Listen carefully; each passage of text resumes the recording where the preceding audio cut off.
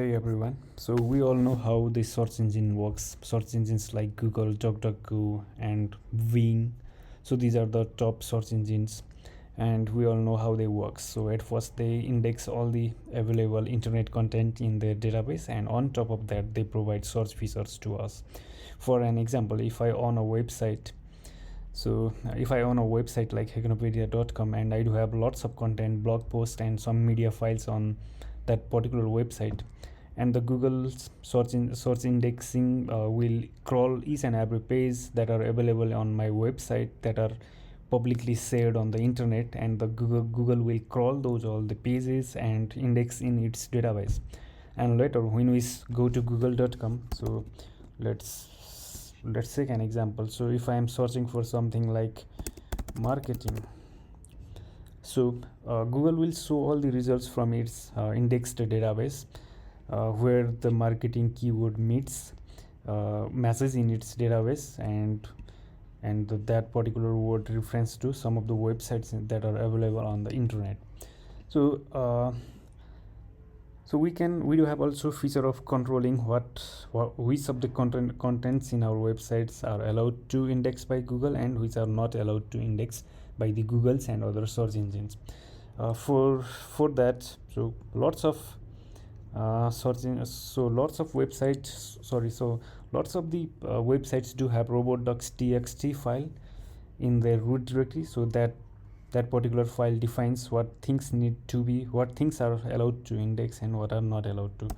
Let's take for an example, we will check for the robots.txt file for website, robot text file for Facebook. Okay, alright, so this is pretty long robot.txt file that I ever seen. So in this configuration we can see that these are the couple of bots: Cloudy bot, GPT bot, Perplexity bot. So these are some of the AI search engines bot that are disallowed to index all of the contents from Facebook.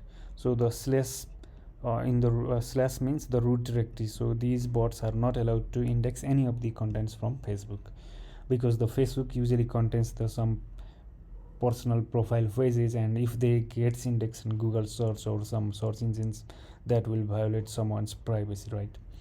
And so these are some of the internal app URLs that are sensitive to Facebook. So these are also not allowed to index by the search engines, but these are the things that are allowed to index by the search engines.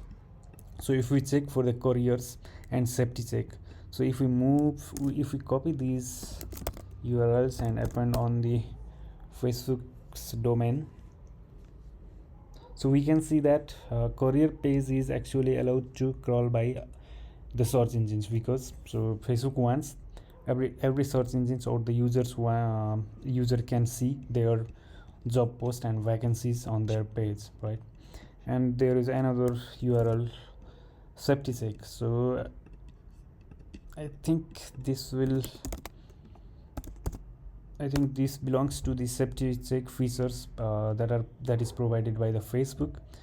So once someone's account get compromised or they need to reset their password, so this particular URL will be used. So these are the things that are allowed and disallowed to index by the search engines. But there is a recent flaw in ChatGPT system. ChatGPT is not able to control this thing, and couple of internal shares, not the internal but couple of conversation with the ChatGPT by the users are being indexed in Google or DuckDuckGo engine. So if I go to DuckDuckGo, so I'm using some particular filters. So I'm mentioning site chatgpt.com and slash share. So this particular URL is responsible for sharing our chat conversations with ChatGPT to any others. So it means, like, let me show you the real demo, chatgpt.com.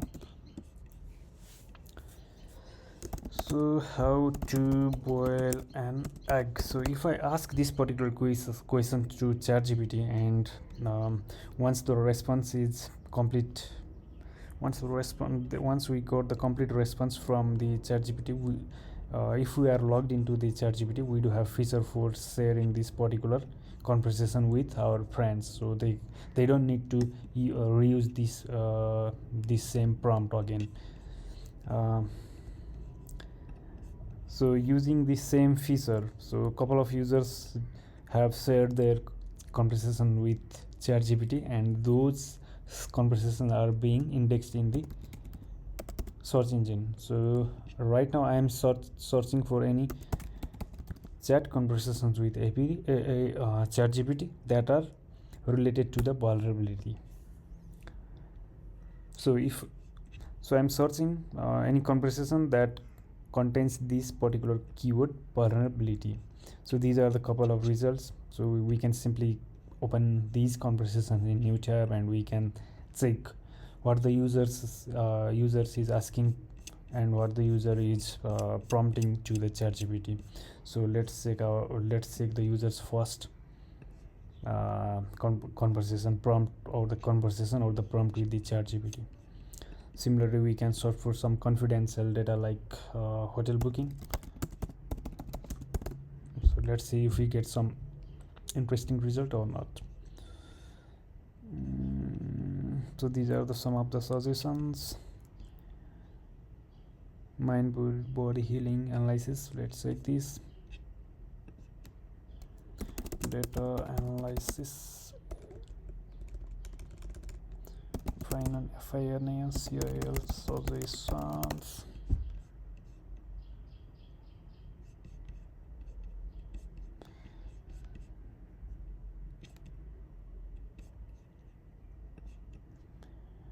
Health report.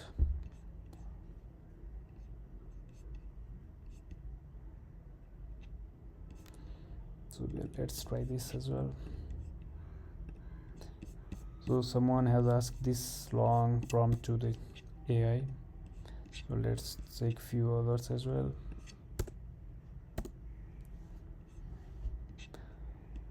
Health trends 2024. So someone is asking salt effects, whether it's healthy or harmful. So let's check that. So here is the prompt given by the user.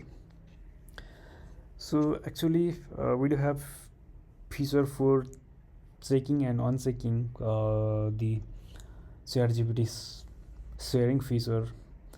So we can control this by unchecking the share to the public world while asking the prompt in ChatGPT. But ChatGPT is also responsible for not indexing these private prompts to its AI engine, right? Yeah, thanks.